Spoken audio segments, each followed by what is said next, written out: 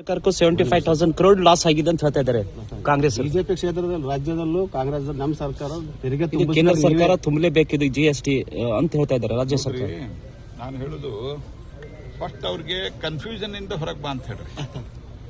Confused leader, confused party, confused cadre. ಒಂದ್ ಕಡೆ ಹೇಳ್ತಾರ ನಾವೇ ಹೇಳಿದ್ವಿ ಕಮ್ಮಿ ಮಾಡ್ಲಿಕ್ಕೆ ಅಂತ ಹೇಳ್ಯಾರಿಲ್ಲ, ಹೋರಾಟ ಮಾಡಿದ್ವಿ ಅಂತ. ನಾವೆಲ್ಲ ಹೋರಾಟ ಮಾಡಿದ್ವಿ. ಅದ್ರ ಬಗ್ಗೆ ನಾನು ನೀವು ಬಹಳಷ್ಟು ಹೇಳಿದ್ರೆ ನಿಮಗೂ ತಗೊಳಕ್ ಆಗಲ್ಲ.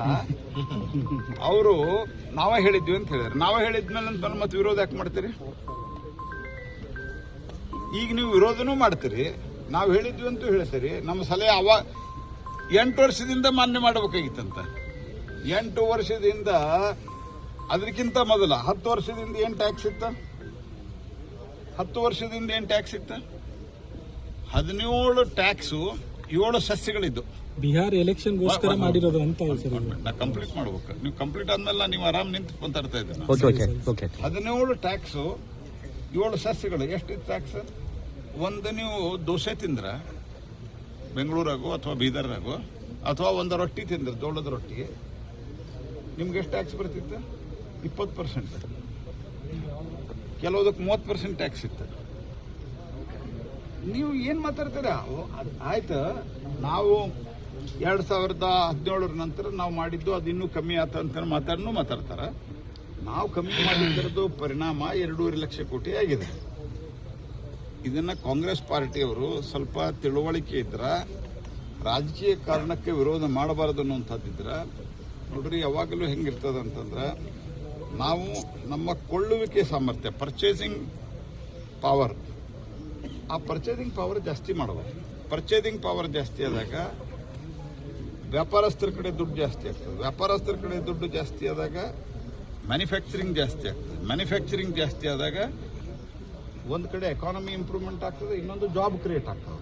ಯಾವಾಗ ಜಾಬ್ ಕ್ರಿಯೇಟ್ ಆಗ್ತಾವ ಮತ್ತೆ ಇದು ಸರ್ಕ್ಯುಲೇಟ್ ಆಗ್ತದೆ ಎಕಾನಮಿ. ಇಷ್ಟು ಬೇಸಿಕ್ ಕಾಮನ್ ಸೆನ್ಸ್ ಇಲ್ಲ ಅಂತಂದ್ರೆ ಕಾಂಗ್ರೆಸ್ ಪಾರ್ಟಿಗೆ ಮೊದಲಿದ್ದು. ಇದೆಲ್ಲದಕ್ಕಿಂತ ಹೇಳೋಕ್ಕಿಂತ ಮೊದಲ let them come out of confusion like their leader. ಅವ್ರೇನು ರಾಹುಲ್ ಗಾಂಧಿ ಕನ್ಫ್ಯೂಸ್ಡ್ ಇರ್ತಾರಲ್ಲ, ಆ ರೀತಿ ಅದರಿಂದ ಹೊರಗೆ ಬರಲಿ ಅವ್ರು. ಯಾಕಂದ್ರೆ ನಾವು 10 ಸರ್ತಿ ಹೇಳ್ಯಾರ. ನಾವೊಂದು ಮೀಟಿಂಗ್ ಕರೆದಿದ್ವಿ ಅದಕ್ಕೂ ಮೊನ್ನೆ. ಅವಾಗ ಹೇಳ್ಯಾರ ಪಾರ್ಲಿಮೆಂಟ್ ಇದ್ರಾಗ, ನಾವೇ ಹೇಳಿದ್ವಿ ಇದನ್ನ ಅಂತ ಹೇಳಿ. ಅಥವಾ ನೀವು ಹೇಳಿದ್ರೆ ವಿರೋಧ ಯಾಕೆ ಮಾಡ್ತೀರಿ? ನೀವು ಹೇಳಿದ್ ನಾವು ಮಾಡಿವಲ್ಲ. ನಾನು ಅದ್ರ ಬಗ್ಗೆ ಈಗಾಗಲೇ ಮಾತಾಡಿದಕ್ಕೆ ಹೇಳಿಲ್ಲ. ಈಗ ನೀವು ರಿಸರ್ವೇಶನ್ ಕೊಡೋದು ಯಾಕೆ? ಯಾವುದೋ ಒಂದು ಸಮುದಾಯದಲ್ಲಿ, ಅದು SC ST ಸಮುದಾಯ ಇರ್ಬೋದು. SC ST ಒಳಗೆ ಬಹಳಷ್ಟು ಸಣ್ಣ ಪುಟ್ಟ ಜಾತಿ ವ್ಯವಸ್ಥೆ ಇದೆ. ಆ ಸಮುದಾಯದಲ್ಲಿರುವಂಥ ಯಾರು ಈ ತಲಾಂತರದಿಂದ ಅವರು ಅಸ್ಪೃಶ್ಯತೆ ಅಥವಾ ಬೇರೆ ಬೇರೆ ಕಾರಣದಿಂದ ಹಿಂದುಳಿದಿದ್ದಾರೆ, ಅವ್ರಿಗೆ ಕೊಡ್ಬೇಕು. ಅವ್ರಿಗೆ ಕೊಡೋ ಸಂಬಂಧ ಹಂಗಾರೆ ಮುಸಲ್ಮಾನರಲ್ಲಿ, ಕ್ರಿಶ್ಚಿಯನ್ರಲ್ಲಿಯೂ ಸಹಿತ ನೀವು ಜಾತಿ ಅಸ್ಪೃಶ್ಯತೆ ಇದೆ ಅಂತ ಒಪ್ಪಿಕೊಳ್ತಾ ಇದ್ದೀರಾ. ಹಂಗಾರೆ ಆ ರೀತಿ ಇದು ಯಾರು ತಲಾಂತರದಿಂದ ಹಿಂದುಳಿದಿದ್ದಾರೆ ಅವ್ರಿಗೆ ಕೊಡ್ಲಿಕ್ಕೆ ಇರೋದು. ಇದು ಧರ್ಮಾಧಾರಿತ ಮೀಸಲಾತಿಯನ್ನು ಹೊಡೆದು ಹಾಕ್ಯದ ಸುಪ್ರೀಂ ಕೋರ್ಟ್. ಹಿಂಗಾಗಿ ಕ್ರಿಶ್ಚಿಯನ್ ಬ್ರಾಹ್ಮಣ, ಕ್ರಿಶ್ಚಿಯನ್ ಒಕ್ಕಲಿಗ, ಕ್ರಿಶ್ಚಿಯನ್ ಲಿಂಗಾಯತ, ಮುಸಲ್ಮಾನ್ ಲಿಂಗಾಯತ, ಇದೇನಿದೆ ಅಲ್ಲ, ಸೋನಿಯಾ ಗಾಂಧಿ ಮೆಚ್ಚೋಗೋಸ್ಕರ ಈ ತರ 10% ಇದು ರಾಹುಲ್ ಗಾಂಧಿ, ಸೋನಿಯಾ ಗಾಂಧಿ ಅವ್ರನ್ನ ಮೆಚ್ಚಿಸಲಿಕ್ಕೆ ಮಾಡಿರುವಂತ ಒಂದು ಅವರು ಬೇಸರ ವ್ಯಕ್ತಪಡಿಸಿದೆ ಸರ್. ಅವರು ಇವತ್ತು ಎನ್ಐ ಕೊಡ್ಬೇಕಂತ ನೀವು ಮಾಡಿದ್ರು ತನಿಖೆ ಸ್ಲೋ ನಡೆದ ಸರ್, ಏನಿದೆ ಅಂತ ಸರ್? ಅಲ್ಲಲ್ಲ, ತನಿಖೆ ಸ್ಲೋ ಅಲ್ಲ. ಇದರಲ್ಲಿ ನಾನು ಬಹಳ ಕಡೆ ಮಾತಾಡಿ, ನೀನು ಒಂದೇ ಸರ್ತಿ ಎಲ್ಲ ಕೇಳಿದ್ರೆ ನೀವು ಅದನ್ನ ಹಾಕೋದಿಲ್ಲ.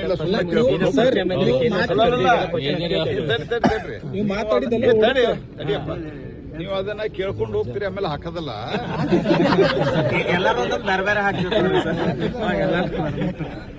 ಧರ್ಮಸ್ಥಳದ ಏನಾಗಿದೆ ಅಂತಂದ್ರ, ಇದ್ರೊಳಗ ಕಾಂಗ್ರೆಸ್ನ ಉನ್ನತ ಮಟ್ಟದ ನಾಯಕರಿದ್ದಾರೆ. ಹೊರಗಿನ ಬೇರೆ ಬೇರೆ MP ಗಳು, ಬೇರೆ ಬೇರೆ ಇವರು ಇದ್ದಾರೆ. ಇವ್ರೇನಾಗಿದ್ದಾರೆ ಅಂತಂದ್ರ, ಅವೇನವ ತಿಮ್ರೋಡಿ, ಆಮೇಲಿಂದ ಇನ್ನೊಂದ್ 2 ಅವೆಲ್ಲ ನಾನು ಹೆಸರು ಹೇಳಲ್ರಿ, ಅವೆಲ್ಲ ಹೆಂಗಂದ್ರೆ ಅವ್ನು ಬರೋಬ್ಬರಿ ಈಗ ತನಿಖೆ ಮಾಡಿದ್ರೆ, ತನಿಖೆ ಒಂದಿಷ್ಟು ಕ್ವಶನ್ ಕೇಳ್ಯಾರ ಅವ್ರಿಗೆ ನನಗಿರೋ ಮಾಹಿತಿ ಪ್ರಕಾರ. ಅವ್ರನ್ನ ಕೋರ್ಟಿಗೆ ಒಳಗೆ ಹಾಕ್ತೀವಿ ನಿಮ್ಮನ್ನ ಅಂತಂದ್ರೆ ಅವ್ರಿಗೆ ಎಲ್ಲಾರ್ದು ಹೆಸರು ಹೇಳ್ತಾರೆ. ಹೌದು. ಈಗ ಯಾರ್ಯಾರು ಇದಕ್ಕೆ ಷಡ್ಯಂತ್ರ ಮಾಡ್ಯಾರಲ್ಲ ಅವ್ರು ಅಷ್ಟ್ರದ್ದು ಹೆಸರು ಹೇಳ್ತಾರೆ. ಅವ್ರು ಆ ಎಲ್ಲ ಹೆಸರು ಬಂತಂದ್ರೆ ಕಾಂಗ್ರೆಸ್ ಈ ಷಡ್ಯಂತ್ರದಿದೆ ಅನ್ನೋದು ಈಗ ಎಲ್ಲರಿಗೂ ಜನಕ್ಕೆ ಅರ್ಥ ಆಗ್ಯದ. ಅದು ಪ್ರೂವ್ ಆಗ್ತದೆ. SIT ರಚನೆ ಹಾಕ್ಬೋದು ಸರ್. ಕಾರ್ಯಕ್ರಮಕ್ಕೆ ನಾನು ಬಂದಿದ್ದೇನೆ. ಆದರೆ ರಾಜ್ಯ ಸರ್ಕಾರಕ್ಕೆ ಅವರು ಇನ್ಸ್ಟೆಬಿಲಿಟಿ ಇನ್ ಪ್ರಶ್ನೆ ಬರ್ತಾ ಇದ್ದೇನೆ ನಾನು. ಅವ್ರದ್ದು ಇನ್ಸ್ಟೆಬಿಲಿಟಿ, ಅವರಲ್ಲಿ ಜಗಳ, ಅವ್ರ ಫೇಲ್ಯೂರು ಯಾವ ರೀತಿ ಆಗ್ತಾ ಇದೆ ಇಡೀ ರಾಜ್ಯದಲ್ಲಿ ಎಲ್ಲ ಕಡೆ. ಆ ದಾವಣಗೆರೆ ಪರಿಸ್ಥಿತಿ ನೀವೆಲ್ಲ ನೋಡಿದ್ರೆ ಅಂತ ನಾ ಭಾವಿಸ್ತೇನೆ. ಒಂದು ಲೊಕ್ಯಾಲಿಟಿಯಿಂದ, ಒಂದು ಓಣಿಯಿಂದ ಅಲ್ಲಿ ಒಂದು ಧರ್ಮದವ್ರನ್ನ ಅಂದ್ರೆ ಹಿಂದೂ ಧರ್ಮದವ್ರನ್ನ ಎಬ್ಬಿಸಿ ಕಳಿಸ್ತೀವಿ, ನಾವು ಅವ್ರನ್ನ ಒಕ್ಕಲೆಬ್ಬಿಸ್ತೀವಿ ಅನ್ನುವಂಥ ಒಂದು ಸ್ಥಿತಿಗೆ ಬಂದಾಗೂ ಸರ್ಕಾರ ಏನು ಕ್ರಮ ಕೈಗೊಳ್ಳೋದಿಲ್ಲ. ಸೊ ಇದರದೆಲ್ಲ ಏನಂತಂದ್ರೆ ಫೇಲ್ಯೂರ್ ಆಫ್ ದಿ ಗೌರ್ಮೆಂಟು. ಇದನ್ನು ಮರೆಮಾಚಲಿಕ್ಕೆ ಮಾಡ್ತಾ ಇದ್ದಾರೆ. ಅವ್ರದ್ದೇನು DK ಶಿವಕುಮಾರ್ ಅವರು ಹೇಳಿದ್ದಾರೆ, ನಾನು ನವೆಂಬರ್ಗೆ ಮುಖ್ಯಮಂತ್ರಿ ಆಗಿ ಅಕ್ಟೋಬರ್ ನವೆಂಬರ್ಗೆ ಅಂತ. ಸೊ ಅದಕ್ಕೆ ಅವ್ರು ರಾಜಣ್ಣ ಅವರು ಹೇಳಿದ್ರು ಕ್ರಾಂತಿ ಆಗ್ತದೆ ಅಂತ ಹೇಳಿ. ಆ ಸೆಪ್ಟೆಂಬರ್ ಕ್ರಾಂತಿ ಈಗ ಸೆಪ್ಟೆಂಬರ್ ಮುಗಿತಾ ಬಂದಿದೆ.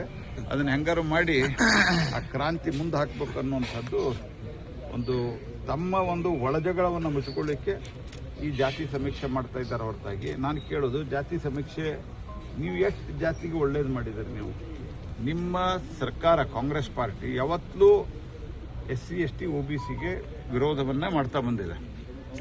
ನಿಮ್ಮ ಸರ್ಕಾರ, ನಿಮ್ಮ ನೇತಾರರು ಪಂಡಿತ್ ನೆಹರುವಿಂದ ಹಿಡ್ಕೊಂಡು ರಾಜೀವ್ ಗಾಂಧಿವರೆಗೆ ನೀವು SC ST OBC ರಿಸರ್ವೇಷನ್ ವಿರೋಧ ಮಾಡಿದ್ರೇ ಇಲ್ಲ? ರಾಜೀವ್ ಗಾಂಧಿ ಮತ್ತು ಪಂಡಿತ್ ನೆಹರು ಮತ್ತು ಕಾಂಗ್ರೆಸ್ ಪಾರ್ಟಿ ಅಧಿಕೃತವಾಗಿ SC ST ಮತ್ತು OBCಗಳಿಗೆ ರಿಸರ್ವೇಷನ್ ಅನ್ನ ವಿರೋಧ ಮಾಡಿದ್ದಾರೆ. ಪಾರ್ಲಿಮೆಂಟ್ನಾಗ ವಿರೋಧ ಮಾಡಿದ್ದಾರೆ. ನೀವು ಅಲ್ಲೇ ಇಲ್ಲೇ ಅಂತ ಹೇಳ್ಬಿಟ್ರೆ ಪಾರ್ಲಿಮೆಂಟ್ನೊಳಗೆ ವಿರೋಧ ಮಾಡಿದ್ದಾರೆ ಅವರು. ಸೊ ಈಗ ಇವರು ಡ್ರಾಮಾ ನಡೆಸ್ಯಾರ ಸಿದ್ದರಾಮಯ್ಯನವರು. ಇದು ಸೋನಿಯಾ ಗಾಂಧಿ ಮೆಚ್ಚುವ ಕಡೆ